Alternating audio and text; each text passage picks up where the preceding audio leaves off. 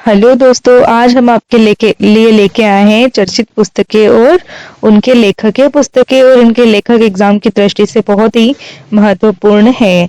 इनसे संबंधित प्रश्न एग्जाम में पूछे गए हैं, कई बार हमने देखे हैं। इसी प्रकार आज आपके सामने हम इससे संबंधित क्वेश्चन लेके आए हैं जो इस प्रकार है। पहला प्रश्न आपके सामने है, शाहनामा का लेखक कौन था? शाहनामा का लेखक कौन था? तो इसका उत्तर आपको बताना है। तो इसका उत्तर हो जाएगा फिरदौसी। जो फिरदौसी था वो शाहनामा का लेखक था। अगला प्रश्न आपके सामने है, नाट्यशास्त्र के रचयिता कौन थे? नाट्यशास्त्र के रचयिता कौन थे? तो इसका उत्तर आप सभी को पता ही होगा, भरत मुनि थे। कौन थे? भरत मुनि।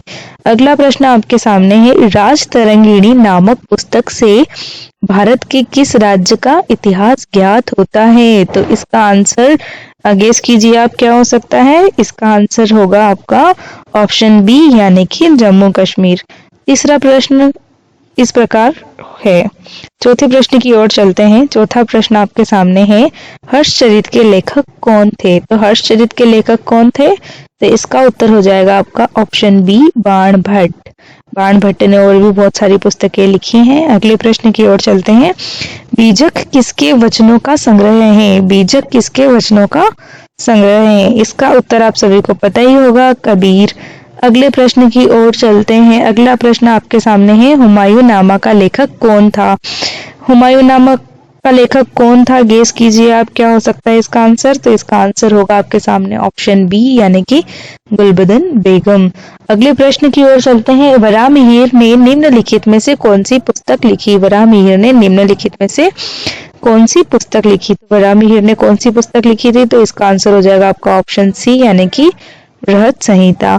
अगले प्रश्न की तरफ चलते हैं। अगला प्रश्न है, 10 कुमार चरित एवं 10 राजकुमारों की कथाएं किसने रची थी? इसका आंसर हो जाएगा आपका ऑप्शन डी, यानी कि दंडी। क्या हो जाएगा इसका आंसर? आपका ऑप्शन डी, यानी कि दंडी। अगले प्रश्न की ओर चलते हैं। तो अगला प्रश्न है, अर्थशास्त्र पुस्तक लेखक कौन थे? अर्थशास्त्र जो थी उस पुस्तक के लेखक कौन थे? तो इसका उत्तर आप सभी को पता ही होगा, कौन थे? चाणक्य थे। अगले प्रश्न की ओर चलते हैं। अगला प्रश्न है, प्रसिद्ध उपन्यास चरित्रहीन के उपन्यासकार कौन है? प्रसिद्ध उपन्यास चरित्रहीन के उपन्यासकार कौन है? तो इसका आंसर हो जाएगा आपका ऑप्शन ए, यानी कि शरत चंद्र चट्टोपाध्याय। क्या हो जाएगा इसका आंसर? शरत चंद्र चट्टोपाध्याय। शरत चंद्र चट्टोपाध्याय ने यह लिखा था।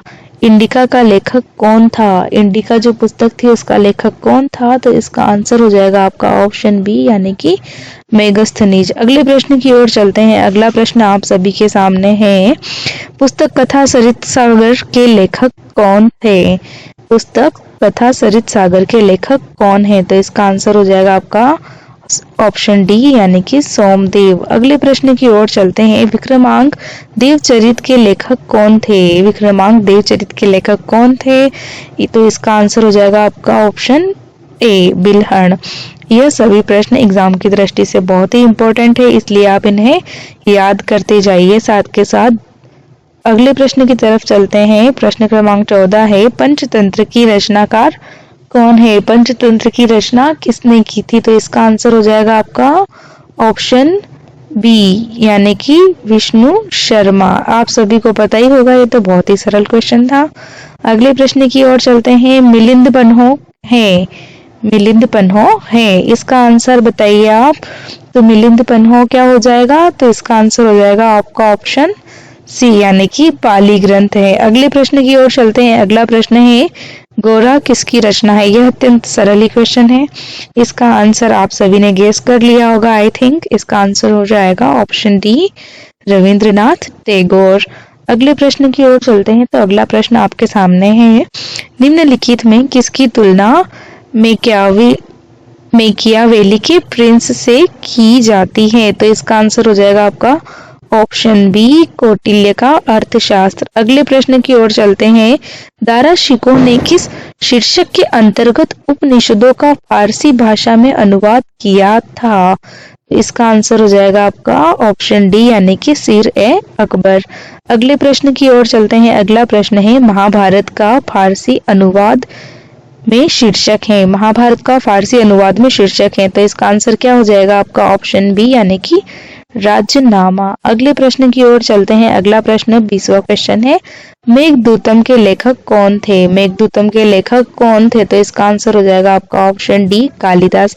यह बहुत ही सरल क्वेश्चन था, इसका आंसर आई थिंक आपने गेस कर लिया होगा। अगले क्वेश्चन की ओर चलते हैं। कुमार संभवम महाकाव्य कवि ने लिखा था। कुमार संभवम महाकाव्य जो था वो कौन से कवि ने लिखा था? तो इसका आंसर हो जाएगा कालिदास। कालिदास ने बहुत सारी पुस्तकें लिखी हैं, बहुत सारी रचनाएं की हैं, जिनके बारे में आपको पता ही होगा। अगले प्रश्न की ओर चलते हैं। अगला प्रश्न है, कौटिल्य की अर्थशास्त्र में किस पहलू पर प्रकाश डाला गया है? तो इसका आंसर हो जाएगा आपका ऑप्शन बी राजनीतिक नीतियां। अगले प्रश्न की तरफ चलते हैं। तो अगला प्रश्न है, आईने अकबरी के लेखक कौन है? तो इसका आंसर आप सभी ने शायद गेस कर ही लिया होगा, बहुत ही सरल क्वेश्चन है। तो इसका आंसर हो जाएगा आपका ऑप्शन बी यानी कि अबुल फजल। अबुल फजल ने आईने अकबरी लिखी थी। अगले प्रश्न की ओर चलते हैं। तो अगला प्रश्न है आपके सामने, वेल्थ ऑफ नेशंस के लेखक कौन है? तो वेल्थ ऑफ नेशंस के लेखक कौन है? Adam Smith. एडम स्मिथ जो है वो वेल्थ ऑफ नेशन के लेखक हैं। अगले प्रश्न की तरफ चलते हैं। अगला प्रश्न आपके सामने है, अ ट्रेन टू पाकिस्तान पुस्तक निम्नलिखित में से किसने लिखी? तो अ ट्रेन टू पुस्तक निम्नलिखित में से किसने लिखी? तो यह पुस्तक किसने लिखी थी? खुशवंत सिंह ने। तो इसका आंसर हो जाएगा आपका ऑप्शन डी। तो अ ट्रेन टू पुस्तक जो थी वो किसने लिखी थी? खुशवंत सिंह जो थे उन्होंने ये पुस्तक लिखी थी। अगले प्रश्न की तरफ चलते हैं। अगला प्रश्न है, an autobiography of an unknown Indian नामक पुस्तक किसके द्वारा लिखी गई? तो इसका आंसर हो जाएगा आपका ऑप्शन बी नीरद सी चौधरी। क्या हो जाएगा इसका आंसर आपका? नीरद सी चौधरी। अगले प्रश्न की तरफ चलते हैं। The accidental prime minister book जो थी वो किसके द्वारा लिखी गई थी या उसके लेखक कौन थे? एक्सीडेंटल प्राइम मिनिस्टर जो बुक थी वो उसके लेखक कौन थे या वो पुस्तक किसके द्वारा लिखी गई थी? यह पुस्तक बहुत